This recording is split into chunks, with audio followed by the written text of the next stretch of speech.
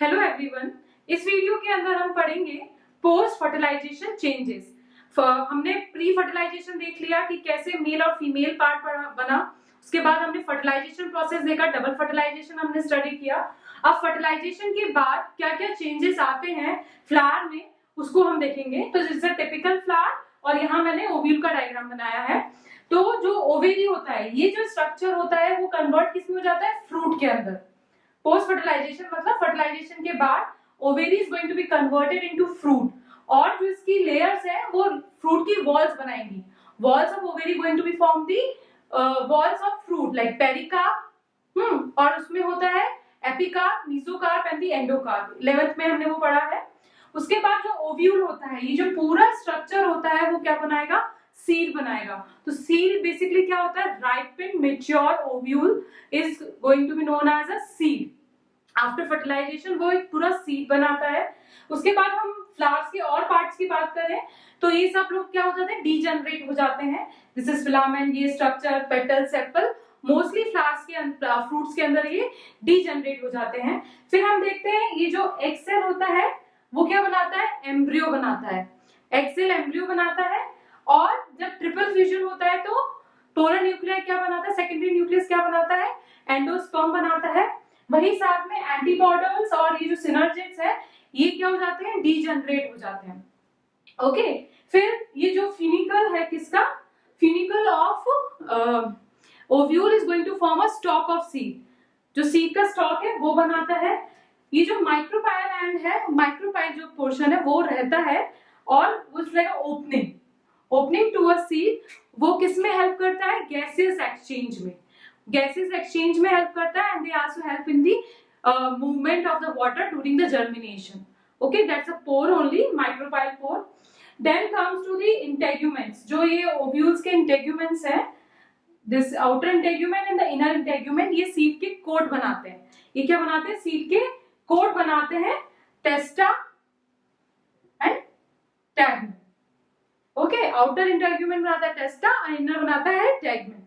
फिर उसके बाद बात करते हैं, हाँ जनरली क्या होता है कि सब कुछ डीजनरेट हो जाता है। जैसे मैंने कहा कि एंटीपॉडल, सिनर्जिस एंड ऑल, न्यूक्लियस भी डीजनरेट हो जाता है। पर किन्हीं स्पीसीज में क्या होता है, जो न्यूक्लियस है वो रिमेन मतलब परसिस्टेंट करता है। ओके, जैसे मैं एग्जांपल लें, बीट का एग्जांपल लें, और हम एग्जांपल लें ब्लैक पेपर, ओके, काली मिर्च का। तो उनके अंदर क्या होता है, न्यूक्लियस एग्जिट करता है, and that persist nucleus is known as perisperm. Okay, perisperm is a nucleus which is going to be persist, जो कि सीड में रहेगा। Okay, that is known as the perisperm. Don't confuse pericarp में। Pericarp क्या होता है, fruit wall होती है, जो कि किससे बनती है, ओवेरी वॉल से। किससे बनती है, ओवेरी वॉल से। और पेरिस्पर्म क्या होता है, किन्हीं स्पीसीज में, एग्जांपल लिख दिया, beet root and black pepper. Okay, black pepper को जब आप कट करते हैं तो उसमें विजिबल होता है न्यूक्लियस। ओके, ये तो पर्सिस्टेंट न्यूक्लियस की बात की। इसके अलावा सब जो मेनली पार्ट्स होते हैं, फ्लावर पार्ट्स, वो डीजनरेट हो जाते हैं। एंड फिर जब हम सीड्स की बात करें कि और कोई स्ट्रक्चर, फ्रूट्स या, तो फ्रूट्स बेसिकली किससे बनता है, ओवेरी से बनता है। और सब पार्ट जो फ्लावर के होते हैं वो डीजनरेट हो जाते हैं, वो ही ट्रू फ्रूट्स कहलाए जाते हैं। वो ट्रू फ्रूट्स कहलाए जाते हैं, जो कि फ्रूट किससे बनता है, ओवेरी से ही बनता है। पर किन्हीं में, जैसे कि हम एप्पल की बात करें, हम कैशू की बात करें, जो थैलेमस होता है फ्लावर का, वो फ्रूट बनाता है, and those fruits are known as false fruits. ये 11th में जो फ्रूट वाला पूरा चैप्टर है उसमें है। फॉल्स फ्रूट हम किसको बोलते हैं, जो कि अदर देन ओवेरी रीजन से बनता है, उसको हम फॉल्स फ्रूट बोलते हैं। जो एप्पल का कोर हम खाते हैं, ओके, पूरे जो एप्पल का हम कोर खाते हैं वो क्या होता है, थैलेमस का स्वेलन होता है। और जो मेन फ्रूट होता है वो इतना सा छोटा सा जो बीच के आसपास दिखता है, वो मेन फ्रूट होता है। So false fruits are those which are not going to be formed from the ovary, but the other area of it, like thalamus. Example हम ले apple and cashew. Okay. फिर हम बात करते हैं कि मेनली सीड की। So seed क्या होता है, ओव्यूल, राइपेंड ओव्यूल होता है, और सीड कोट किससे बनते हैं? इंटेग्यूमेंट से, outer and the inner integument. जो एक सीड होता है, एक मेच्योर सीड 3 पार्ट से बना हुआ होता है। मेच्योर सीड 3 पार्ट से बना हुआ होता है, seed coat, endosperm and the embryo.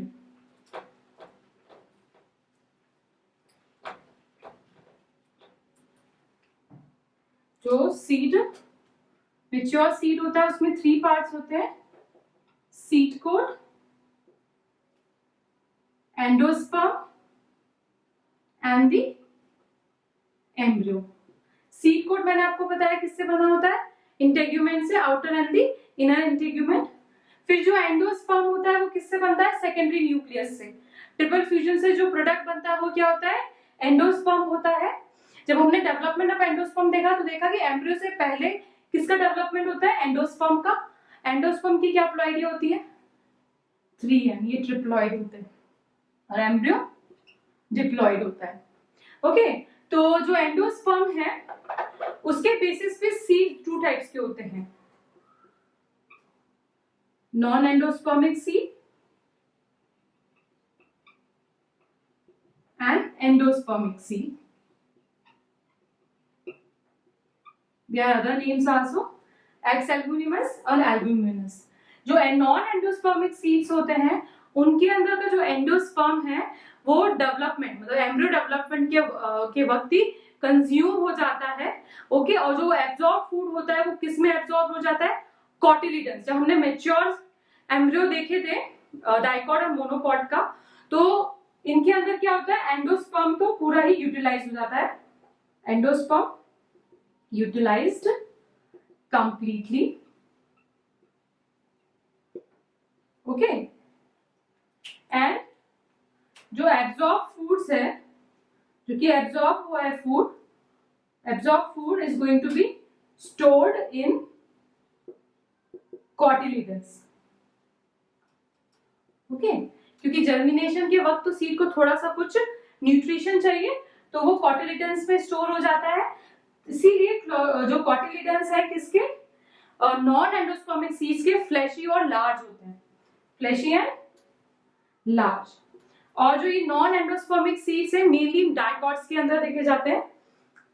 Okay, dicot के अंदर like your pea, bean etcetera. Monocots में हम एग्जांपल लें तो पोथोस, मनी प्लांट। ओके, उनका नॉन एंडोस्पर्मिक सीड होता है। वही बात करें हम लोग एंडोस्पर्मिक सीड्स की, जो कि मेनली कौन शो करते हैं? मोनोकॉट शो करते हैं। जो कि कौन शो करते हैं? मोनोकॉट शो करते हैं। इसमें क्या होता है? In this type of seeds endosperm is present. Okay, endosperm present रहता है, पूरा एग्जॉस्ट नहीं होता, एंडोस्पर्म प्रेजेंट। इनके जो कॉटिलिडन्स होते हैं वो थिन होते हैं एंड स्मॉल होता है। ओके, क्योंकि जो फूड है वो available in the form of endosperm only.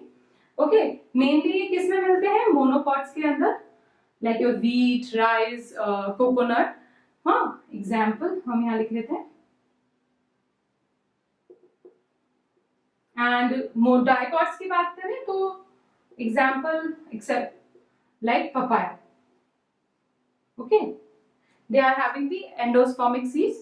Mainly endospermic seeds are going to be found in the monocots and non-endospermic is going to be found in the dicot.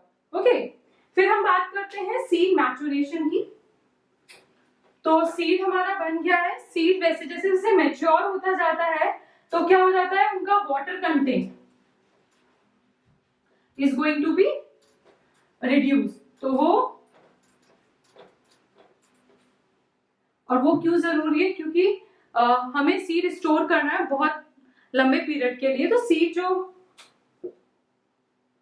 Seed maturation क्या होता है? इसके अंदर जो seeds है उनका जो water content है वो 10 to 15% रिड्यूस हो जाता है, वाटर कंटेंट।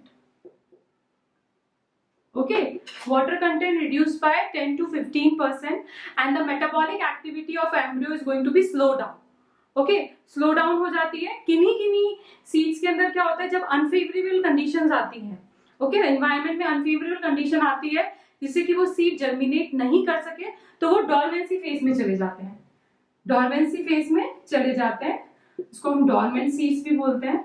इसका मतलब ये नहीं है कि वो अब जर्मिनेट नहीं करेंगे, वो कुछ टाइम के लिए अपनी जो मेटाबॉलिक प्रोसेस है उसको होल्ड कर लेते हैं, जिससे कि जब भी फेवरेबल कंडीशन आए तो वो अगेन क्या हो, दोबारा क्या कर सके, जर्मिनेट कर सके। तो ये सीड की स्पेशलिटी होती है, ओके, जो कि डॉर्मेंसी फेज में चले जाती है। कब, जब अनफेवरेबल कंडीशन आती है उनके according. When unfavorable conditions comes according to them, then they move to the dormancy phase. उसमें क्या होता है, वो मेटाबॉलिक रेट और मेटाबॉलिज्म बिल्कुल स्लो डाउन कर देते हैं, और उसके बाद जैसे ही फेवरेबल कंडीशन आती है they are going to be germinate. Okay, so this is the seed maturation. तब हम बात करें कि importance of seeds, seeds की कैसी क्या importance है, तो seed basically ह्यूमन बींग्स को लाइक वी कैन से हमें कल्टीवेशन मतलब हमें ये कि हमें जो हम जिस तरीके से आप रहते हैं कि हमारा स्टोर रहता है फूड का, ओके, वी डोंट, जब भी कभी फेमाइन कंडीशन आए या ड्रॉट कंडीशन आए उस केस में भी ऐसा नहीं होता कि हमारे पास रिसोर्सेज नहीं होते फूड के, ओके, वीट हुआ, राइस हुआ, सारे जो पल्सेस हुए, ये सब हम लोग स्टोर कर सकते हैं इन the form of seed, okay. तो जब सिविलाइजेशन आया, तो सिविलाइजेशन आया, सिविलाइजेशन किस लिए पॉसिबल हो पाया, because of importance of seeds. We are having our resource, okay, so most important कि हमें एग्रीकल्चर